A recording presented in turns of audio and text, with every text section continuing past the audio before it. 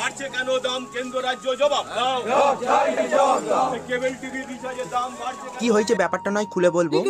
एक सेकंड তার এখানে আমার আঁকা এই ড্রয়িংটা দেখো। কি আঁকাটা ভালো হয়েছে তো? এবার চলো ভোর হয়ে গেছে। আর এদিকে দেখতে পাচ্ছ আমার দুটো মেশিন এখন বন্ধ হয়ে আছে। আর কেন বন্ধ হয়ে আছে তোমরা তো দেখে বুঝতেই পারছো। তাহলে এবার আমি চুলটা সেট করে নিই একটু। আর সেট করতে গিয়ে দেখো কুলিওয়ালাও চলে এসেছে আর ললিটা লাগানো শুরু করে দিল। তাহলে ওনার ললি লাগানোটা হয়ে গেলে আমাদের ছুটি হয়ে যাবে। আর যেরকমটা বলেছিলাম ছুটি হয়ে বাইরে বেরিয়ে দেখো কি অবস্থা হয়ে আছে।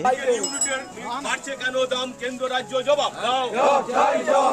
কেবল টিভি রিচার্জের দাম বাড়ছে কেন, কেন্দ্র তো আজকে ছিল ফর্ট ব্লকের ধর্মঘট, যেটা নিয়ে মিল গেটের করে আন্দোলন চলছিল। তাই এখান থেকে দেখতে দেখতে চলে এলাম ল্যালো মিলের কাছে। আর এখানেও ঠিক সেমই অবস্থা হয়ে আছে।